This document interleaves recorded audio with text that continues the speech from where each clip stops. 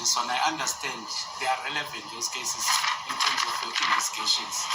But in relation to 636, on his interrogation or interview regarding the death of Senzo Meyiwa, the state at that time had no evidence that linked accused number one with the death of Senzo Meyiwa. I'm not sure, my lord, if we can say that, because what led us to him, there were fingers pointing to him that he was involved in the killing of Senzo Meyiwa, and eventually when we got to him, more evidence was found, and hence we are standing before this court. He's charged with Senzo Meyiwa. I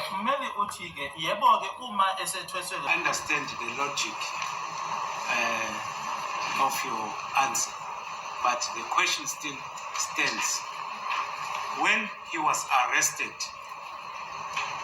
on the 30th on a J50, let me say, before he was approached by Sergeant Mohola and Sadike and Buteles, the state had no evidence against him until such time accused number one made the alleged confession. I disagree, my lord. This is what I'm saying. For one to focus on a specific individual, there must be basis in the form of a statement or intelligence or a source saying this person committed this crime. So you can't just go and question a person when there's no basis for that person being implicated. And if those are the links towards obtaining what you are investigating. But what I'm saying, the evidence at that time, before his arrest, dependent on the information of the informer. Is that so? No, it's not what I'm saying. And that is exactly what he is saying. So they had to get statement of Zungu and his father for them to be able to pin accused number one down for this matter. So, but he just doesn't want to agree with that. He's playing fool. Saying, my lord, when you approach someone, you have to have a base, whether it's information from the source or a statement making certain allegations. All that I'm saying is that there was a reason for us to focus on Mr. Sibiya. So I'm not saying it's a source, because I'm now getting the impression as if I'm saying there's a source. There's a statement, my lord, in the docket which we disclosed to the defense again of Mr. Absolute Zungu. It's clearly implicating accused number one and number two in this matter. And that's what led us to focus on accused number one and two.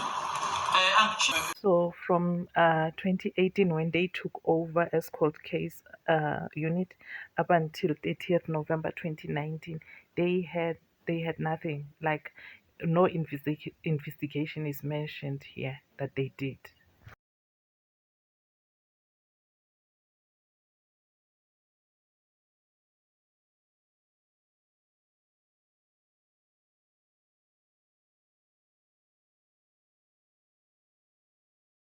Absolute Zungu, as you say, his statement has been discovered. Now, when accused number one was approached, he was not approached with that statement. Do you agree?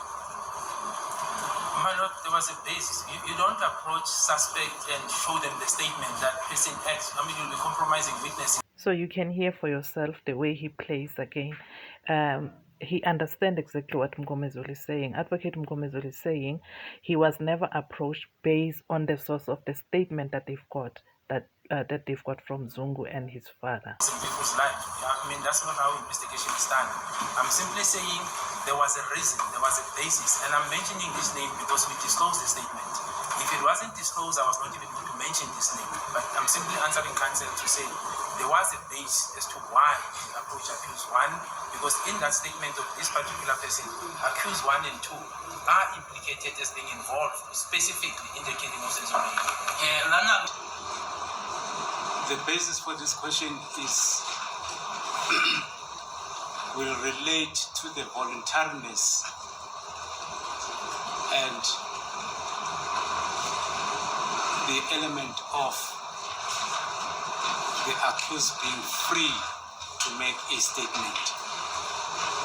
When Constable or when Sergeant Mohola, after she executed a warrant, ultimately accused number 1 was arrested.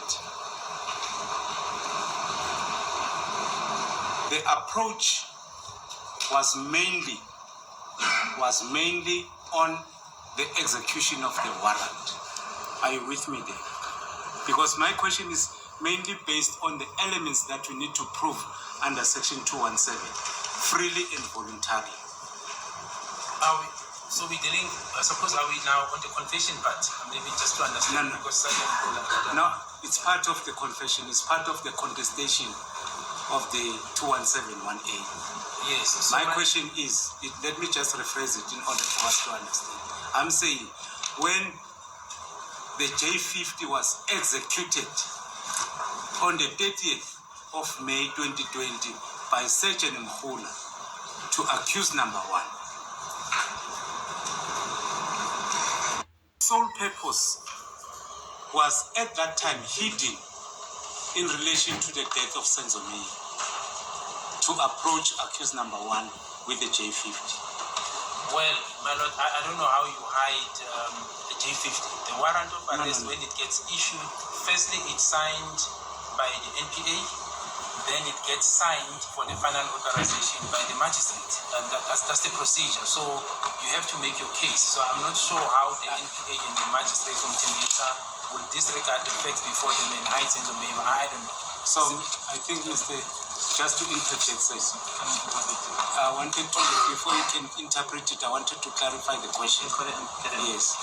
I was saying the sole purpose of executing a J50 has been executed by Sergeant Mohola to accuse number 1. That's the purpose of the J50. I'm answering that, my lord. Yes. So first I was... Now I'm saying... Hey family, so now you heard how many times Advocate Mgomezulu had to repeat the question, clarify himself so that the other person can understand what. When she executed the J warrant, when the J50 warrant of arrest, she already had a prior knowledge of how accused number 1 is linked with the death of Senzo Meyiwa. That's prior knowledge I'm talking about. Which is not a crime. It is not a crime. It's not a crime. But the question remains, why that after having 2 statements from Absalom Zungu and his son, why didn't you effect arrest on them? So Sergeant Mohola is part of the investigation team. And I've indicated, my lord, that when this affidavit was disposed, we seized with the docket. And suddenly we get a link that points us to 2 individuals. Analysis around these individuals were done in these cases in relation to accused number 1.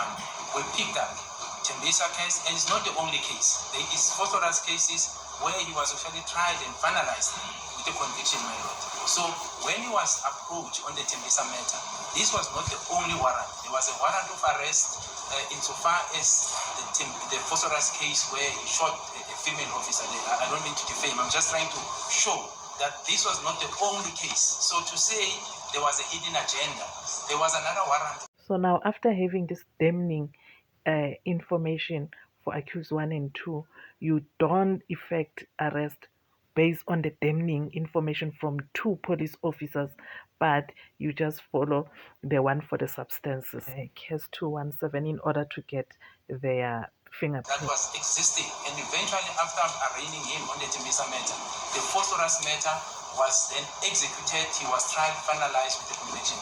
So there was no hidden agenda, and that is before the matter before this court. All I have for you, family. Remember to subscribe, like, share, and comment. Until the next video. Bye.